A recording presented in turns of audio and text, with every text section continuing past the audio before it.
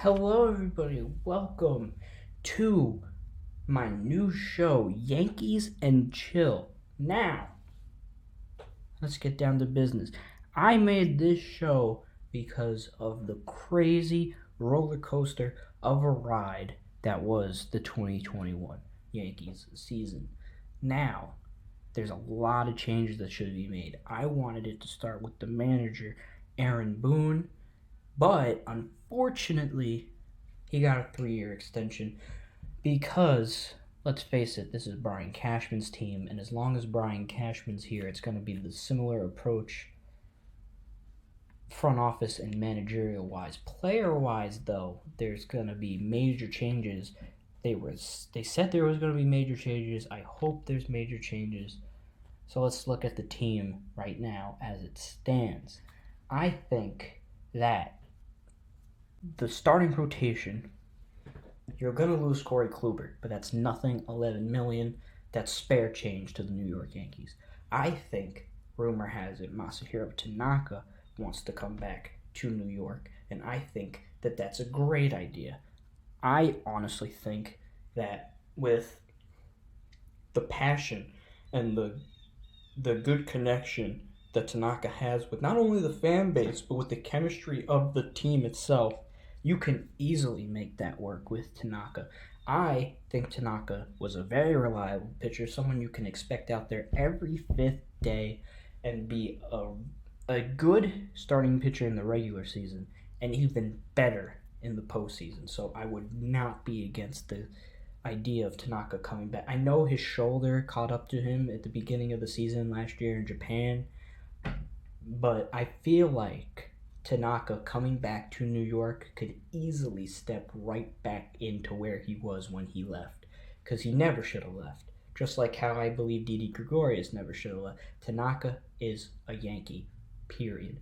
Also, if you don't think that's enough, which, again, I would add myself if that happened or didn't happen, Justin Verlander's going to be cheaper than ever because he didn't pitch the last couple years, basically, because of Tommy John surgery. And I think that he's going to be a little bit more expensive than Kluber, but not too much more expensive than Kluber. I think it'd be a very, very good choice. Now, there are other ones. Like, I don't think Scherzer or Kershaw will leave LA at all. I think they're going to be, they're obviously going to stay, in my opinion. I could be wrong. It'd be crazy if I was wrong. Can you freaking imagine that? That would be like mayhem to the finest degree, period. And there are a lot of other ones you could bring back, familiar names like Michael Pineda or Jay Happ, which personally I wouldn't do, but you still have to consider that a possibility because they're out there. And if nothing goes the Yankees' way this offseason with the big stuff, they can always go back to familiar faces because you know what you're going to get and you can prepare from there. But, like I said, I personally would try to avoid that. But it's very interesting. Kevin Gosman had a great year in San Francisco. Some sneaky picks like Alex Cobb, Wade Miley, Anthony DeSclafani, John Gray, Alex Wood. All these guys you could probably find lightning in a bottle with. Alex Wood also with San Francisco with that magic that they had for some reason. I don't know why. They just played better than everyone, and I was very much impressed. There's Rich Hill, the old guy, played with the Mets, played with a bunch of different teams, former Yankee, if you didn't know that. Yusei Kikuchi's another sneaky good pick. I would stay away from Cueto and Bundy, and possibly bring back Kluber if you want. I don't know. He threw the no hitter, great Yankee accomplishment. He wouldn't be my first choice. Basically, those are all the major ones. I still actually Carlos Martinez, who's going to be 30. He's another sneaky good pick that most fans might not even realize is available. In terms of the bullpen, you have scary, nerve-wracking Aroldis Chapman as your closer. You have Chad Green. You have Jonathan Loizica, who needs to prove it, just like how I believe that Tyon in the rotation needs to prove that they can do it again. And by the way, those other guys in the rotation, Herman, Montgomery, Garcia, Gill pitched very, very well. But at the moment, putting them in the rotation isn't the best thing. They're kind of just starters there when the big guys can't throw. It's almost like dead space, but they're not dead space. You know, they're a little better than that. But like for instance, Tyler Wade is dead space on the roster. He did no. All he does is run the bases. But how can you get on the bases enough without removing one of the stars from your lineup if you're hitting under 200 like Tyler Wade usually does? That, my friend, is what I call dead space on a roster. Anyway, back to the bullpen. So you have all those guys that are going to fight for rotation, don't make it into the bullpen with Loizica, Green, Chapman. Britton's out till later on in the year, so you can't count on him. I think David Robertson would be a perfect choice. You need guys who could be a setup man to Chapman to let Green and Loizica pitch the middle innings. You need more length. David Robertson, I feel like, is the best choice because you know what he can do in New York. I don't care how old he is. He's reliable, and he pitched for the Olympic team, almost won the gold medal last year, and then went to Tampa Bay, and Tampa Bay, total disappointment themselves, thank God, in the postseason. Aaron Loup played for the Mets last year, played for Toronto for a little bit. Left-handed choice would be another great option. I don't think that they would go after a guy like Craig Kimbrell. You don't want a guy used to closing because when he wasn't the closer in Chicago with Liam Hendricks, Kimbrell didn't really pitch like he did on the other side of Chicago with the Cubs, so I would stay far away from Kimbrell. Kendall Graveman was traded from Seattle to Houston. He'll be 31. You sign him to a 1 to 2 year deal. He might be good. Brad Hand will be a hot topic in terms of relievers available. He might really, really show you what's up. Archie Bradley could be a sneaky pick. Tony Watson, Brad Boxberger. Believe it or not, Adam Ottavino's available. But let me tell you, I will fly to the moon before Adam Ottavino resigns with the Yankees. They got rid of him for a reason, and he did not pitch well in Boston. They gave him to Boston. They were just like, we don't want this guy anymore. Hey, rivals, do you want a guy who can't get anyone out? Here you go. And then he basically did the same thing in Boston. Whitlock, on the other hand, I hate that. I hate how we kept Brooks Christie and Nick Nelson, and Whitlock went to Boston and pitched well. That's a bad look on our part. Oops. Michael Lorenzen will be 30. He's a young option if you want guys in like their physical prime, somewhat 30, you know. Steve Cishek, a veteran. Joakim Soria, a veteran words. Greg Holland will be 36. He's another veteran. Hunter Strickland's a hothead, if you remember. He's the guy who threw to Harper a couple times in the postseason, and then there was controversy there. Corey Knebel will probably be the big one this offseason, so he'll probably get paid a lot. David Phelps, a familiar name. Joe Smith has been talked about.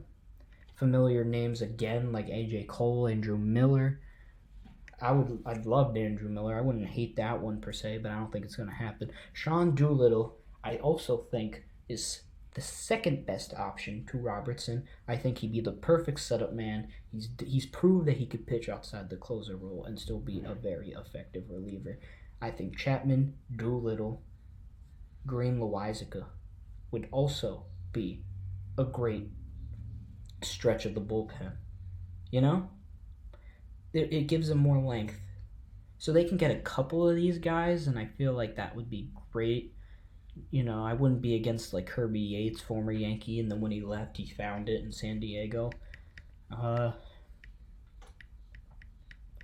You know, there's There's other guys, obviously, Brandon Shaw, Brad Brock, Shelby Miller, Brandon Kinsler, who had some success in Washington and Minnesota.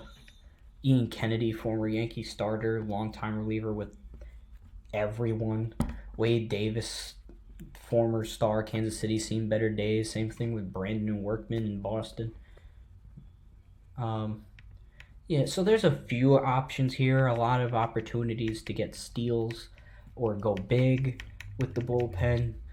They could make that work, and also that guy Steven Ridings, who they got from the Kansas City organization. I hope I said his name right. The first time he came up and pitched with the Yankees, he was unbelievable. I was very, very impressed with his stuff, and I think when he pitches more along the season, he would be a serious, serious weapon. So those are really all the big names that you would consider. I mean, there's also Dylan Betances, but I don't know. Again, I think he's seen better days. Didn't really do anything with the Mets. Didn't really hear from him. I think he was hurt most of the time. So before I get to the position players side of things, since this is a Yankee show from a Yankee fan, I would like to bring up some Yankees that most Yankee fans might not know about. Every week, and it's called Yankee of the Week. And I want to start it off with Murderers Row third baseman Joe Duggan. Joe Duggan was considered the best defensive third baseman of his time. I believe that he was also a great hitter. He wasn't a part of the 1 through 6 that was actually Murderers Row. If you actually didn't know that, it was the top of the order, and then the other guys were just considered also in the lineup. Duggan was there, but if you look at his career batting average, he was a 300 to 280 hitter. Like I said, that he was considered the best defensive third baseman of his time. He was there from 22 to 28, which means he played for 3 Yankee championship teams and a couple extra losses in the World Series to the New York Giants. But yeah, so if you want to know more about Joe Duggan, knock yourself out, because now I put him in mind. I put him out there, and if you want to know more about him, look him up. So that's the purpose of Yankee of the Week. So now that we're done with that, let's get into the infield. First base, very, very interesting. I hope they bring back Anthony Rizzo. If they bring back Anthony Rizzo, they got themselves a first baseman. I believe that is the best choice. They could trade Luke Voit very easily in some sort of package deal with a couple of the deadweight guys to get the job done. If they want to get someone significant, probably from someone doing a fire sale like Oakland. Yeah, because when you look at the teams, it's early. Nobody really knows what everyone's doing yet in the trade deadline. That's why it's hard to really bring up who's available, who's doing what. For instance, like the Tigers just acquired Barnhart from the Reds, so that's a very interesting pick. I think the Tigers are going to try to go for the wild card this year, which that will be interesting to see. But back to the Yankees, you can either trade Luke Voit, or you could possibly make it work with him as a bench player. I don't know. Listen, he's got a great attitude, great toughness. He's a great Yankee. Everyone seems to love Luke Voit. I have no problem with Luke Voit. But listen, when you got a guy like Rizzo, and you want room on the roster, you would have to consider trading guys like Luke Voit. Gleyber Torres, they said that's your second baseman. So it'd be very interesting to see what they do with DJ LeMahieu. To be honest with you, I think he should play third base, but there's many, many other good options out there, especially, if they get a shortstop. Corey Seager is the fan favorite choice. He's the obvious choice, and he's also the expensive choice, which makes it a possibility that they can go a different route, like putting Urshela from third to short. Urshela's a great defensive third baseman, and the past season he's proven that he's pretty freaking good at shortstop, if I do say so myself. Back to second base, Torres, no question. He's your second baseman. Another thing with LeMahieu that they did in 2017 when they had Didi is he's a utility player who plays 5 out of 7 days a week like he was originally signed to do. I would have no problem with that either. LeMahieu needs to be in the lineup as much as possible, and if moving him around is the way to do it, moving him around is the way to do it. Shortstop, I kind of already talked about with Seager. There's also Marcus Semien, who had a great year at second base with Toronto. You can also put him at third base if you wanted to, breaking the single-season home run record at second base, actually. Second guy that season to do it at their position, Salvador Perez from Kansas City, the legend, did it also. Third base, you want to keep Urshela there, you keep Urshela there, and you get a new shortstop, and LeMahieu's the utility guy. Or you do the other option and put somebody good, really good at third base. There's not too many guys available. I know Matt Chapman's available in Oakland. He's the big one. My friend Evan was talking about that, and I think that that's another really, really good option. But I think that there are a couple things more likely to happen. Listen, I would love for Matt Chapman to come here, the always intense Matt Chapman. But you gotta try to have some doubt. So if it doesn't happen, you're not, devastated. You know what I mean? Yeah, and also another name that's available. I'm getting off topic a little bit here. Nick Castellanos from Cincinnati, played in Detroit, played in Chicago with the Cubs, just opted out of his contract, so now he's available too for the outfield. Not like that's going to make any difference to the Yankees because I don't see him playing center field. I'll get to the outfield later, but that's just some fun little news that recently happened. Third base, it's interesting. Jose Ramirez has a club option. I'd love to see where that goes. Arenado also does, but let's face it, he's a Cardinal for the rest of his career, probably, unless he plays a couple extra years after his contract is done. Familiar face Wilmer Flores, same thing, part of that little magic in San Francisco. 107-game winner, beat the Dodgers somehow. It's crazy. It's nuts. But he's possibly available. Former Yankee Castro was suspended at the end of the year with the Nationals for, I think, abuse.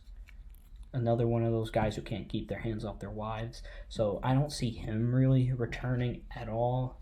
And even though he was pretty likable as a Yankee, I wouldn't say that he is anymore. Brock Holt, another super utility guy that you could easily get off the bench to play anywhere. I know he's a former Red Sox, but the Yankees aren't afraid to steal former rival players. Travis Shaw, another one who would be, pretty good. Left-handed power bat in Yankee Stadium. Same thing with Jake Lamb, I believe. Matt Duffy's another good Band-Aid pick for a short period of time. Chris Bryant obviously is the big one at third base. But I don't see a fit in New York with Chris Bryant. He's just more of what we have already. Guys who hit right-handed that are paid to drive in runs. So I don't see it. I don't see Bryant coming to the Yankees. So there's that. Catching is probably going to stay the same because let's face it, the catchers out there, it's not many good ones. I think their hands are pretty much tied with Gary Sanchez. Speaking of catchers, Buster Posey retired, so that's fun. He's a debatable Hall of Famer, even though when you compare him to some of the Yankee catchers like Thurman Munson, Elston Howard, Jorge Posada, he's kind of in the middle of those, and none of them are in the Hall of Fame, but we'll see if the 3 championships give him a boost. The 5 didn't with Posada, but whatever. Let's see how the writers feel with their Yankee bias. Anyway, off topic.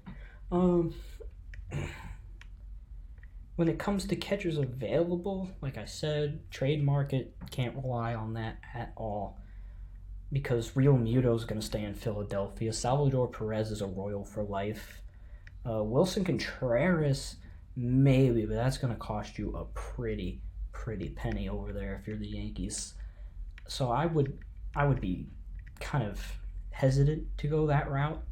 Then like free agent market, you still got like veterans like Vogt, Mathis, Ramos, Chirinos, Kurt Suzuki, former Yankee Austin Romine. But those guys, especially catchers when they're in their 30s, very few of them can be as productive as they were in their 20s. So, are they really more worth it than Gary Sanchez, a guy who can hit a ball as far as everyone except for his teammates? Because Judge and Stanton, different level. But Gary Sanchez is like the tier below, where it's like if Judge and Stanton weren't playing baseball, he would be considered like a top masher in baseball. So I think their hands are just tied there. And Kyle Higashioka is basically on the level with those guys in free agency, in my opinion, available. Maybe a couple of them would be better, but I don't know if it's worth it. I think that they could just save their money at the catching spot. Now, to the outfield, and I want to start with center field. I feel very, very strongly about center field because a lot of people want the Yankees to get a new center fielder. Some people would like Aaron Hicks to come back. But, I heard a couple days ago that he might not even be 100% healthy right now. He hasn't really been healthy for a while. In my opinion, Hicks had his moments in New York. I think his time is pretty much done. He's been here since 2016. They traded him to the Yankees. Minnesota traded him to the Yankees for John Ryan Murphy, if you remember him. You probably do. He wasn't that long ago. He was considered the best backup catcher in 2015 to Brian McCann. But the guy that I want to play center field might be a little bit of an interesting choice. I believe Jock Peterson. Now, before you say, no, Anthony, you're nuts, you're crazy, let me explain, okay? Jock Peterson, he wouldn't necessarily have to have as much range as a typical center fielder because Stanton proved this year that he is still the outfielder he was in Miami. Judge, can get to a lot of things in right field. So the amount of space in center field that he definitely 100% needs to cover is shorter than most center field spots. And you still have Joey Gallo. If they keep him, he's a Gold Glove candidate this year and a former winner of the Gold Glove, so he can get to balls too. So I think you can easily get Jock Peterson in that lineup in center field every day, and you see what he does in the postseason. The guy just won back-to-back rings with two different teams, and I think he can help the Yankees win a third one. He's right now he's 29 years old, and it's the prime of his life, and I think it would be worth it on like a 2 to 3 year deal. Make it work. That's my opinion on center field. Even though, like I've been doing with every position, there are some available guys on the free agent market. Again, not like shortstop or anything this year, but some familiar names in the outfield available. And, in left field, there's Mark Canha from Oakland, Tommy Pham, familiar face in the AL East with Tampa. Gerardo Parra is kind of like the veteran choice. There's it's weird because how outfield usually works. It's usually all the same, Like, when you see a guy available for left, he's available for right, he's available for center. It's most of the free agent market guys, And, yeah, it would be interesting. Eddie Rosario, I think, if you can't get Peterson, I think Rosario would be a very good choice. Um, Kyle Schwarber's interesting. I don't know about him. If you want defense, probably not him. But my two choices, because Judge Stanton aren't going anywhere, so that's most of the work right there. So center field, either Peterson or Eddie Rosario. Eddie Rosario is 30, so he's also young, like Peterson, not a huge age difference, both athletic. If you saw the catch Peterson made in the outfield during the World Series, where he hit like a divot, and he didn't fail to make the nice catch. Peterson, I think, is good enough to play center field, even though they moved him to the corners shortly after his career began. But I think he had no problem moving to center field. So that is the state of the Yankees outfield. Even though they have a couple guys waiting in the wings in the minors, like Jason Dominguez, who's younger than I am. He's 17. I'm 21, by the way. He might actually have turned 18. I'm not 100% sure about Jason Dominguez. And then their catcher that, in my opinion, I have a close eye on, Austin Wells down there, who they drafted a couple years ago, who, from what I understand, is doing pretty good down in the minor leagues. So those are really all the Yankee options, and let's face it, they almost blew it this season. You had a chance to miss the postseason with all the rival fan bases that hate you and everything you stand for, and the players don't even like your team, Yankee fans, including myself. The Mets almost made it. They were in first for 104 days, record for a team that ended up with a losing record. Thank God, because Met fans, I'm sorry. I don't hate the Mets. I feel sorry for the Mets. Met fans, most of them I can't stand. The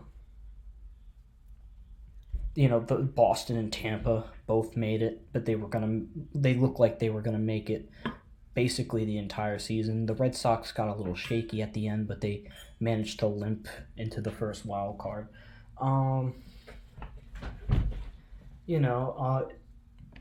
The Dodgers, Houston, all the teams, the team with the second most championships, slowly trying to bridge the gap between us and them. The Cardinals won 17 in a row. That one's a little bit unfair to say because most of the season they didn't look like they were going to make it, but at the end, Arenado and Goldschmidt, Molina and Wainwright, they all pulled through for the team.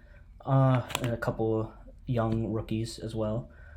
But yeah, they almost had, 5 teams that have been known to hate your guts through history, make it all at once without you.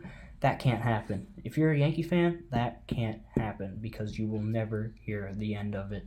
And that's not the Yankee way. We have higher standards than other teams, championship or bust, and when you don't even if you have a chance to not even make the playoffs, well, I shouldn't say have a chance. If you fail and not make the playoffs and all your rival teams do, that's terrible. That's the worst thing you can do if you're the New York Yankees. That just doesn't happen, and it shouldn't happen, and I really hope they don't let it happen ever, or ever get that close again, or at least for the rest of my life.